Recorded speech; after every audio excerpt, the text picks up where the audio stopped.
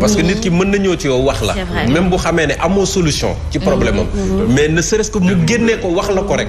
moom da koy soulager non le fait que mu gis la rek des fois da ngay am sentiment que nit ki mu fexe jot la wala mu fexe ba gis la rek même bu dee problème bi sans la woon gis da koy teggee day wàññeeku mu ne alhamdulilah maa ngi la ciy encouragé bu baax a baax waaw yaakaar dafa fort sunu Didi national anniversaire am tey la waaw Didi joyeux anniversaire joyeux anniversaire Manibar Didi daa bàyyi ba dem congé door anniversaire kii dafa def congé nii dem na man ma Didi congé nag si bon loo si jàppee sa dëgg la jàpp fu toll man kay xaar ma lijjanti sama bopp ba pare congé man dama lay neex man xaar ma lijjanti sama bopp ba pare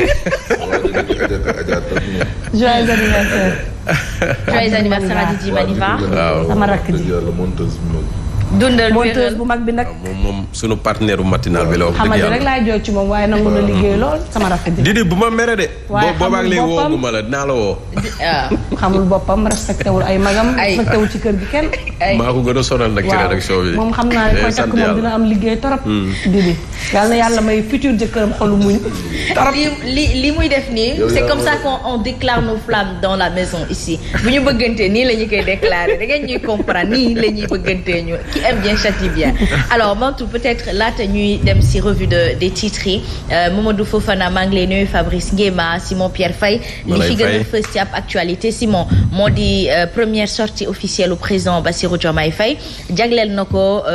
kon ëttu diine gi li ci mel ni Touba ak Tivaouane foofu la njëkkee ndax loolu dafay firndeel ne ñoom itam xam nañu wekk gi nga xamante ni Sénégal wekk na ko suñu guide religieux yi bien sûr logique la parce que Sénégal ak ni mu bindoo société Sénégal ni ñu ko xamee kilifa diine dañ ci am wàll ñun ñi ku ci nekk ku ne jokkoo nga ci ab diine jokkoo ci ab tarixa am nga également sa kilifa ci wàllu googee Sénégal noonu la bindoo le pouvoir religieux est une réalité au Sénégal peut-être pas de la même manière que le pouvoir républicain parce que l'exécutif est incarné par un président de la République mais c'est tout à fait normal que Diomaye topp ci tànku ñi nga xam ne ñoo ko jiitu ci nguur gi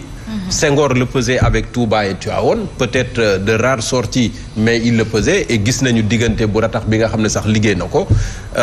Abdou Diouf pareil Abdoulaye Wade pareil Macky Sall pareil et c'est également bon de le signaler président bu ci nekk diggante Abdou Diouf ou Abdoulaye Wade ak Macky Sall c'est une première sortie était réservée aux religieux ça également c'est important kon Bassirou Diomaye mënul woon def leneen lu dul loolu il faut que ñaari kilifa yi daje toog ku ci nekk saafoonteeg sa morom mais surtout également Diomaye qui est allé chercher des prières demander ñaanal leen ma d'accord xale la mais su ma naree am ndam ci bopp réew mi mais yéen ñi également da ngeen ci am wàll parce que yéen a ma war a ñaanal et ça c'est important dem dénkaane boppam wax boppam et puis ak engagement yu mu mën a jël pour aussi bien Tivaouane que pour Touba te def naa bu ko jëlee jël na ko pour toutes les confréries religieuses du pays en attendant peut-être mu dem également seet leen parce que certainement de la même manière ni mu demee Touba dem Tivaouane dina dem seeti yeneen kilifa diine yi mais toujours est-il que le Sénégal se reconnaît toujours à travers ses guides religieux et ça c'est important Diomaye mënul woon def leneen et c'est d'autant plus important qu'on annonce qu'il doit se rendre en Mauritanie demain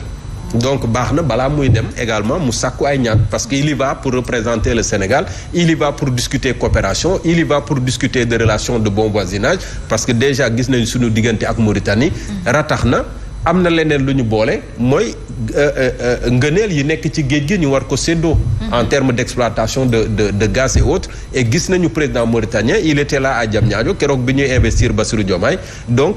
li ñu doon wax di ko xaw a étiqueter peut-être Bassirou Diomaye ak ñi mu bokkal langue politique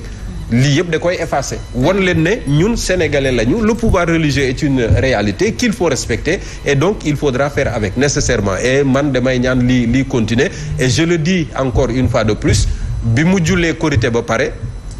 sur le perron de la grande mosquée sur l'esplanade de la grande mosquée de Dakar gis nga hommage bi mu rendroon les chefs religieux ba tuddaale ci sax le clergé catholique ce qui veut dire que vraiment xam na li fi ne mënul def leneen parce que lii mooy Sénégal et Sénégal googee la jiite il faut prendre avec tous les paramètres possibles logique pour logique il doit être constamment en contact et en communication en dialogue permanent avec le pouvoir religieux donc ma ko ciy encouragé bu baax a baax loolu nekk na lu ñëpp doon xaar Mamadou Fofana mu di taxawaayam ci diggante moom ak kilifa diine yi wala ëttu këru diine yi li ñuy rafetlu la lu ci sa jàngat. oui parce que il faut ñu fàttali ne quand même il y avait beaucoup de suspicions autour des relations entre bien sûr waa Pastef en l'occurrence Ousmane Sonko moom Bassirou Diomaye Faye ils ont été peints comme des salafistes ñoo xam ne gëmuñu diine gëmuñu tarixa gëmuñu leneen ak leneen mais tey jii nii c'est une réponse à tous ces gens yu doon soutenir ne oui ñoom gëmuñu woon suñuy kilifa diine yi à la limite même dem nañ ba ne ñoo nekkoon ci gannaaw saaga yeeg lu ne mais tey réponse la woon boo xam ne Bassirou Diomaye Faye da ko bëggoon a indi d'abord pour l'opinion nationale et pour l'opinion internationale pour wane ne tey jii nii wax malgré wax yu ñu wax lépp li gën a am solo moom mooy les foyers religieux réalité nañu Sénégal cëslaayu Sénégal nañ donc ak lu mënti am ñoom dañuy mën a tënku ci ne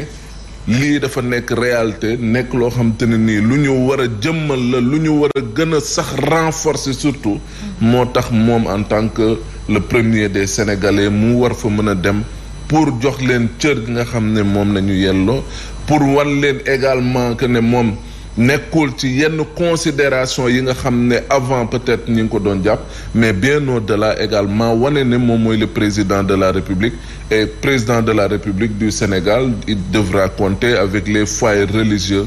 xool nu mu leen mën a jàppale xool nu mu leen mën a dimbalee tamit xool également nu mu mën a cheminer ak ñoom ci li nga xam te ne nii moom mooy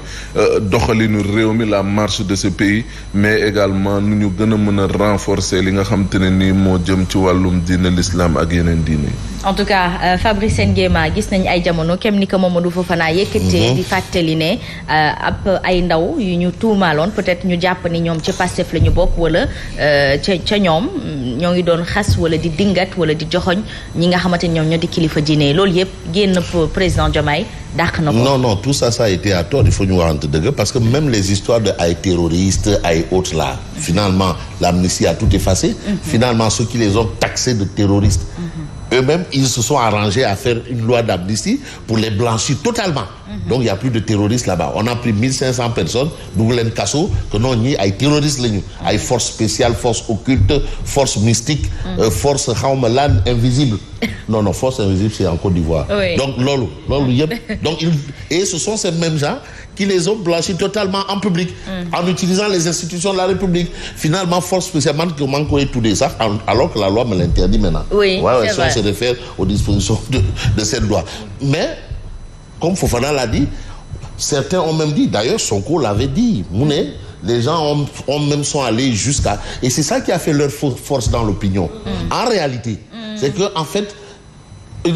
c'est ça qui a fait leur force. Oui, certains sont allés dire que nous, quand on va arriver au pouvoir, il n'y aura plus de Touba, il n'y aura plus de Tivaouane, il n'y aura plus de Ndiassane, il n'y aura plus rien. Il n'y aura plus de Magal. Voilà, c'est l'inverse. Maintenant, ce n'est pas le cas. Parce qu'en réalité, nous, c'est des Sénégalais. Tu ne peux pas être autre chose qu'un Sénégalais dans le Sénégal. Tu ne peux pas créer un autre Sénégal. Donc, en fait, c'est quand même une réponse à ça. Mais amenons aussi bien une réponse. Il y a aussi quelque part un fait, parce que aussi, l'élection présidentielle, Diomaye a gagné dans ces villes religieuses là 90% à Touba à 90%. Donc ça veut dire aussi ce que ça veut dire quelque part c'est aussi un signal qu'il ne faut pas minimiser. Ça veut dire que non, malgré le fait que on vous a taxé de salafistes, on va voter pour vous. Donc en revanche, donc il y a ce capital confiance là. Donc loolu yëpp et puis aussi l'autorité de Serigne Mountakha, l'autorité de Serigne Tivaouane, Babacar Sy Mansour. Donc ces autorités là quand même, c'est des autorités parce que parmi les comment dirais-je, parmi les citoyens, il y a quand même les talibés de ces gens-là. Serigne Mountakha Mbacké Bassir, on l'a vu comment Corona, il s'est investi financièrement. Et spirituellement, quand il y a eu les dégâts, les casses et autres là, les manifestations, il s'est investi spirituellement. Et financièrement, il a demandé à ce qu'on récite des Khassaïd et autres. Et c'est de même que du côté de, bien entendu, Tivaouane. Les gens se sont investis pleinement. Ça veut dire qu'en réalité, guides religieux, ils sont en plein dans la société. Ils sont dans la société. Ils sont de la société. Donc tu peux pas ne pas quand même poser ces actes-là. Et aussi, il faut comprendre une chose. Man, lolo, je maintiens ça. C'est que aussi, instant bi, il faudrait bien comprendre que ceux qui sont les tenants actuels du pouvoir, mais il y a aussi les législatives. Ah oui, parce que aussi l'Assemblée est là. Il faut aller à la conquête de l'Assemblée. Donc tout ça là est dans. Il faut comprendre que nous sommes délégués. Mais au moins, il y a une chose sûre. On a dit oui, c'est des gens qui sont là. Ils sont des salafistes. Ils allaient annuler le Magal, le Gamou, tout ce qui a fait. On va tout aplanir comme ce qui s'était passé un peu à Tombouctou. Voilà. On a dit que c'est ça là comme à Tombouctou. Finalement, l'opinion n'a pas suivi cette idée de diabolisation. C'est pour vous dire que, en fait, l'électorat au Sénégal est même plus mature que même les hommes politiques. En tout cas, merci beaucoup pour vos commentaires. Amoon na solo Mantou ma jox la léegi nga doxal. ayca bismillah Asma. dañ koy doore Fabrice nuyu ma la woon sànq Fabzo. maa ngi lay nuyu ma la woon sànq. maa ngi lay nuyu de ziar si jupe bi rek. jupe bi ma sumbi ko jox la de ah. astafurlah tee ma koo jox Asma sama rakk la nag. waaw macha allah looy wax astafirullah sama rakk la. Tribune yéene kaay dafa ñëw. ci visite bi nga xam ne moom chef de l'État Bassirou Diomaye Diakhar Faye def na ko ci foyer religieux yi nga xam ne am na ci réew mi wala ñaar foofu na dafa wax lu am solo